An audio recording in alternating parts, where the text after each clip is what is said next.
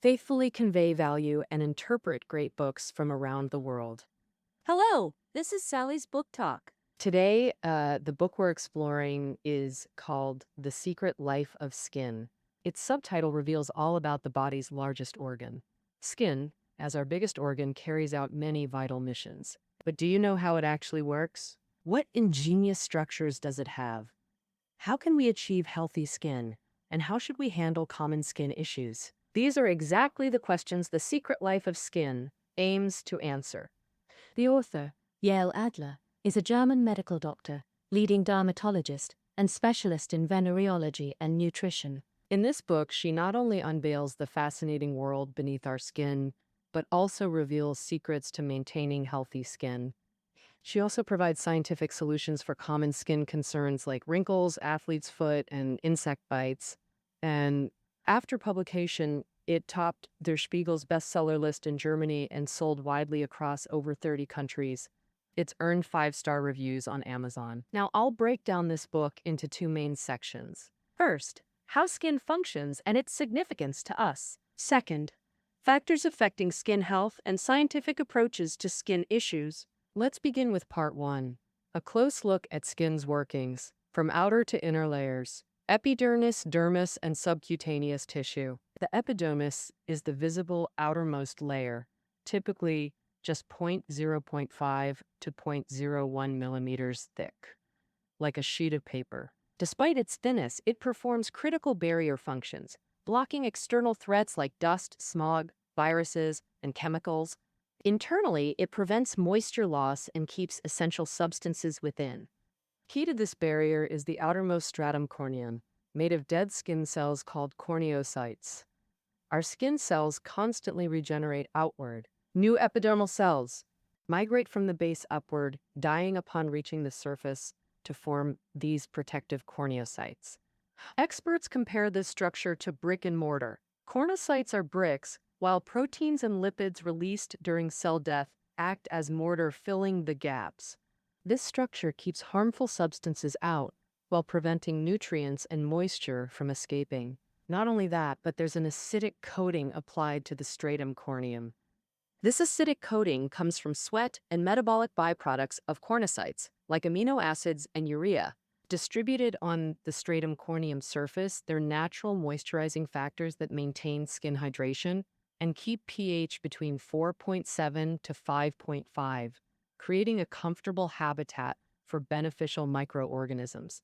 About 1 million beneficial microbes inhabit every square centimeter of skin, helping defend against harmful pathogens. We often hear about exfoliation. Exfoliation artificially accelerates the shedding of corneocytes.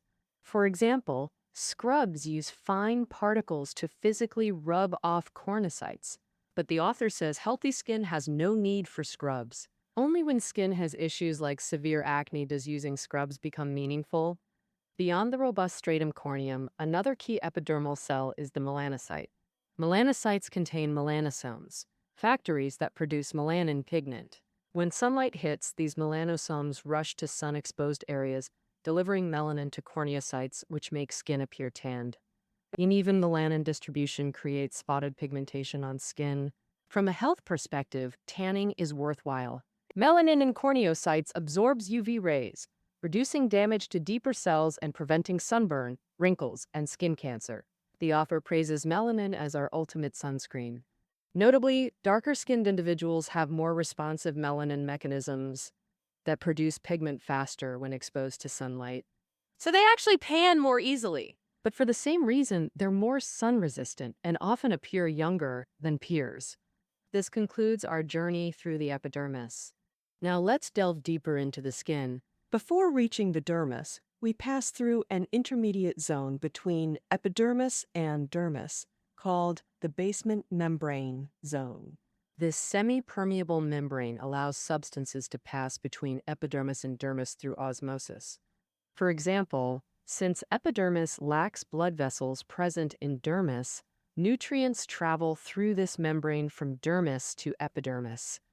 Meanwhile, metabolic byproducts from epidermal cells pass through to dermis, entering bloodstream for bodily metabolism.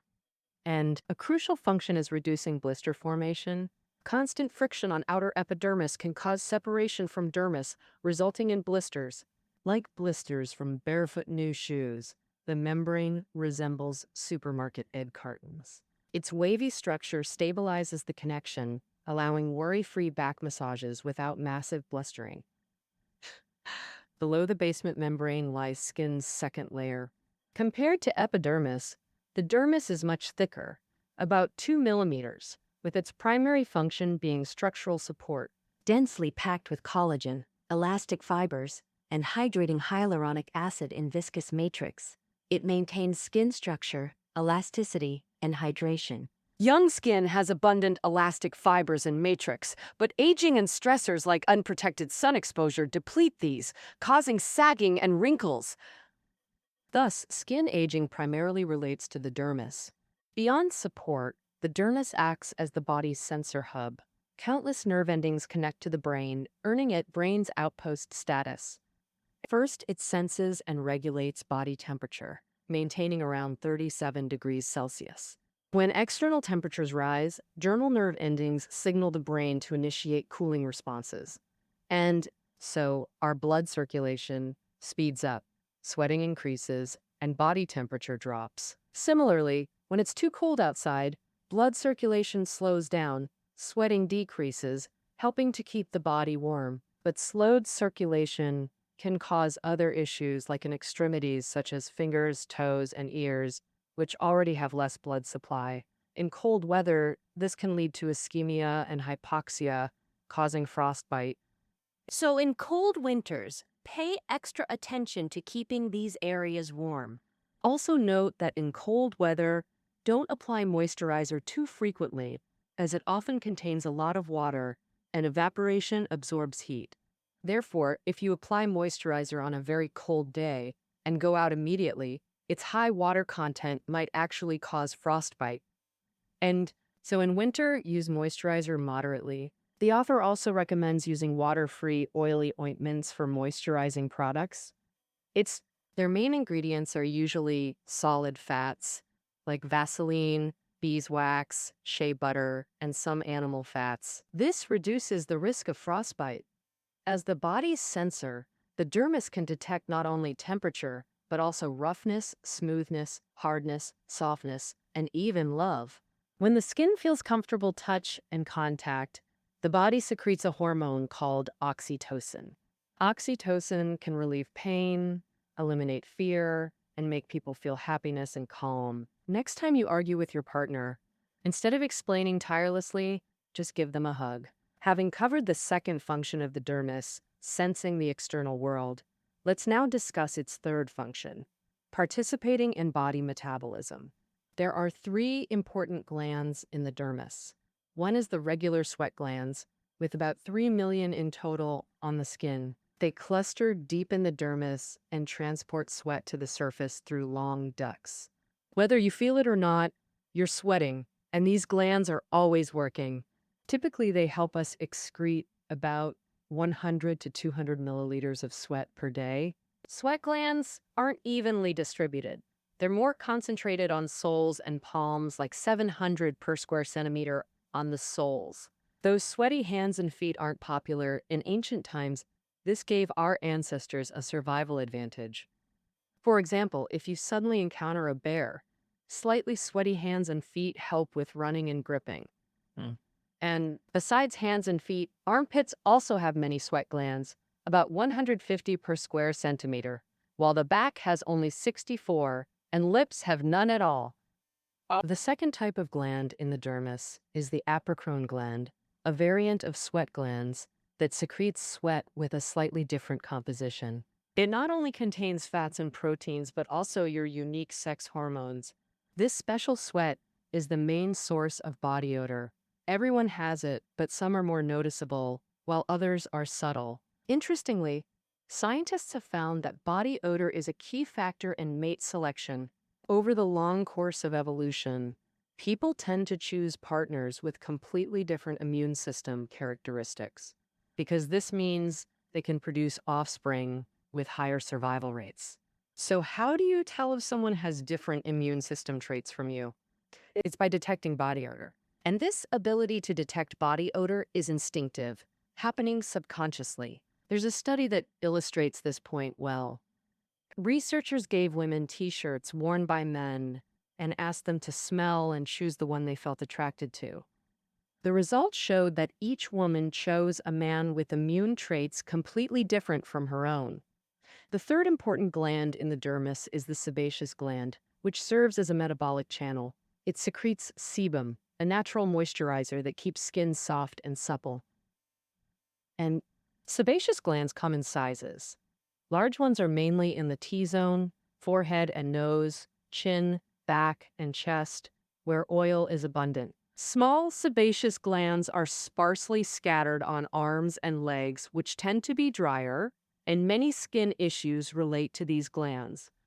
For instance, acne is caused by dysfunctional sebaceous glands with excessive sebum production. Some products claim to regulate sebum secretion by adjusting sebaceous gland function to control acne. But this isn't reliable because sebaceous glands are buried deep in the dermis and topical products can't reach them. Many people with acne like to squeeze it with their hands. If you squeeze improperly, acne is very likely to leave unsightly scars on your skin, commonly known as acne marks. To deal with acne, the best method is to resist the urge to touch it.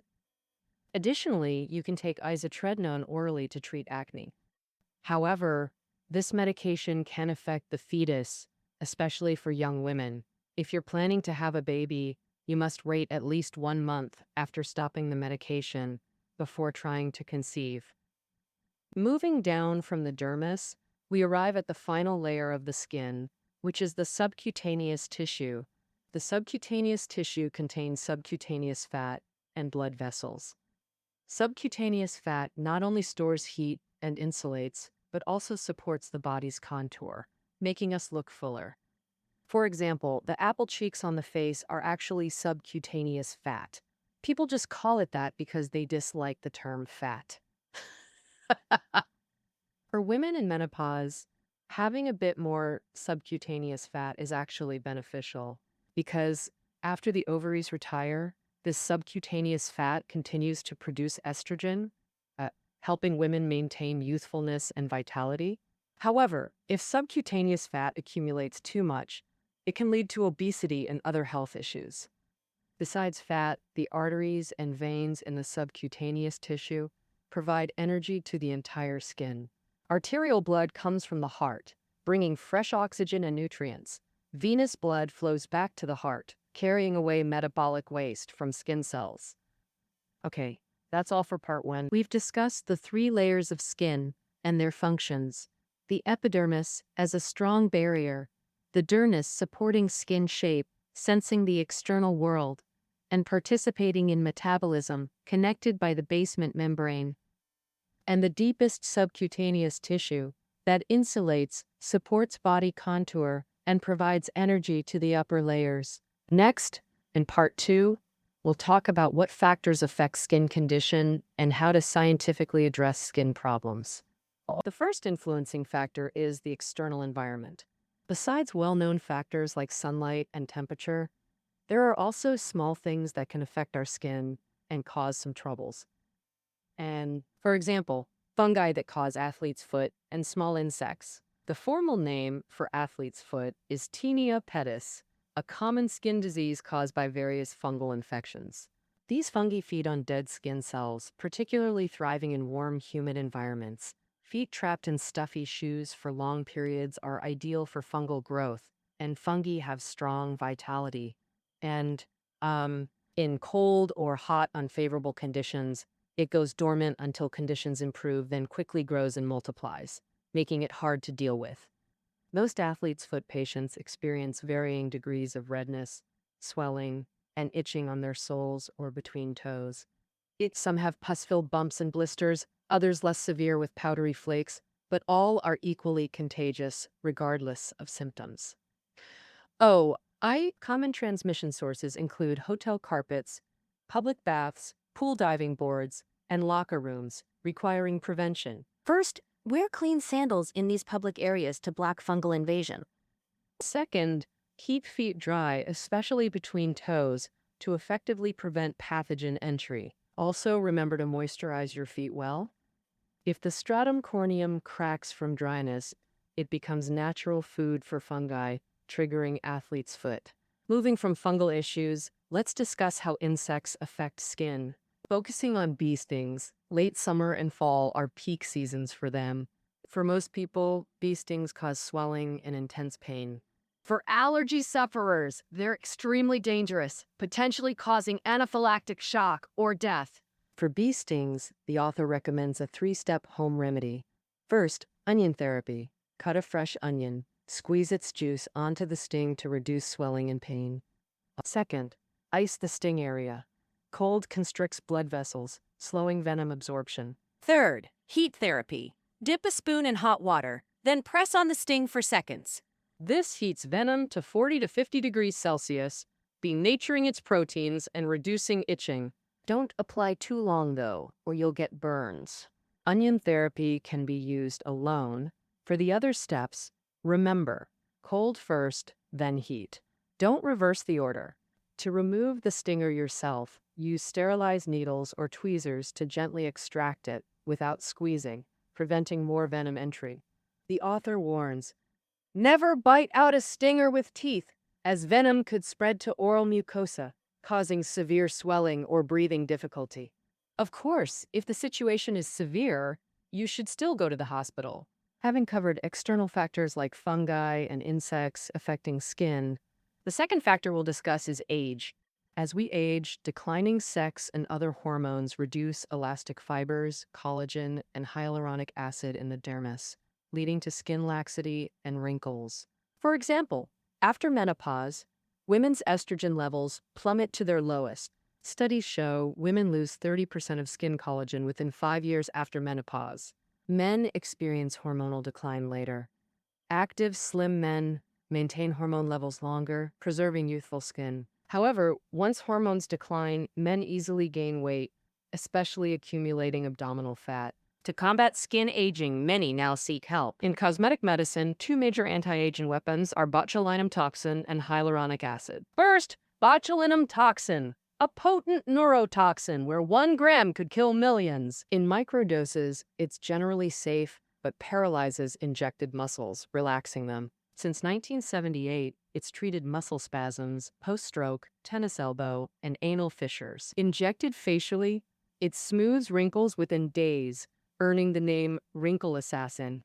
But improper injection or overdosing causes side effects like facial stiffness, especially around the mouth.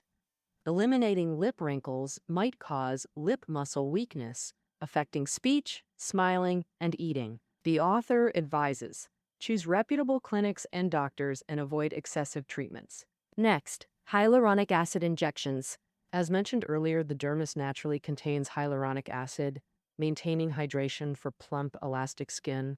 Over time, the skin's natural hyaluronic acid decreases, causing dryness and wrinkles. So we inject exogenous hyaluronic acid into the dermis to restore plump, hydrated skin. Compared to Botox, hyaluronic acid is naturally skin-based, making it safer. Even injection mishaps can be reversed with hyaluronidase, restoring the skin within hours. Note that both Botox and hyaluronic acid only work through injection. Topical application won't work. Their large molecules can't penetrate the stratum corneum, let alone reach the dermis. Now, the third skin-affecting factor, diet. Your daily food intake impacts skin appearance. Studies show excessive high-sugar foods like candy, cakes, and fried items, fried chicken, fries, trigger and worsen acne. For healthy skin, avoid these harmful foods and prioritize balanced nutrition. Additionally, the author recommends increasing these 3 skin-beneficial nutrients. First, antioxidants. Skin aging, inflammation, and cancer relate to free radical oxidative stress. Free radicals are metabolic waste that oxidatively attack cells and tissues, impairing their function. This is oxidative stress, and antioxidants combat it. Our bodies produce antioxidants, but often insufficiently, so we must supplement through vegetables and fruits. Nuts, greens, carrots, bell peppers, mangoes, and tomatoes are antioxidant rich. Lycopene from tomatoes prevents wrinkles, protects against sun damage, and reduces cardiovascular disease and cancer risks. Additionally, chlorophyll from leafy greens and anthocyanins from purple produce, eggplants, purple sweet potatoes are potent antioxidants, best consumed through colorful variety. Second beneficial nutrient, omega-3 fatty acids, ALA, DHA, EPA, which fight skin inflammation that causes aging. However, omega-3 fatty acids cannot be synthesized by the human body and must be obtained through diet. Natural sources include fatty fish like herring and salmon, plus oils like canola, walnut, and flaxseed. Edible oils? The author recommends eating fatty fish at least twice weekly: tuna, sardines, herring, salmon, etc. Fish oil is also rich in EPA and DHA, which can be used according to individual needs. Many health enthusiasts now take ALA, alpha-linolenic acid, supplements directly. But note, while flax seeds are rich in ALA, commercial products often contain high cadmium levels absorbed from soil. Cadmium is a heavy metal that bioaccumulates, causing chronic poisoning, making whole flax seeds a poor choice. However, cadmium resides in flaxseed hulls, so refined flaxseed oil has minimal risk and is safe. The third skin beneficial nutrient, probiotics. These are beneficial gut bacteria essential for health. Nutrients from food must be digested and absorbed in the gut before reaching the skin. Thus, maintaining gut health is crucial for skin vitality. Supplementing mechanism, probiotics through diet protects skin indirectly. Yogurt is the most common probiotic source. Probiotic powders are also available options. Finally, the fourth factor affecting skin, emotions. Excitement makes skin warm and flushed. Nervousness causes goosebumps. The saying women in love glow isn't flattery, it's scientifically grounded. Romance boosts estrogen secretion in women. Estrogen makes skin smooth and delays wrinkles. For men, romantic feelings stimulate beard and body hair growth. Plus, intimate skin contact produces oxytocin, bringing joy and hydrating skin tissues. Negative emotions like stress, anger, and fear also manifest on skin. For example, stress triggers cortisol release, causing acne and making skin infection prone. You could say skin is a barometer of our inner emotions. Folks with good skin often have a more positive mindset and stable mood, and vice versa. All right, we've covered most of the book's content. Skin has silently given everything for us, keeping our bodies healthy.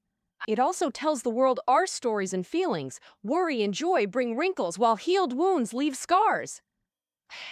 The face stiffened by Botox injections reveals people's fear of growing old. Skin is a mirror to our inner selves. Read it to uncover your own skin secrets. That's the interpretation of this book for you.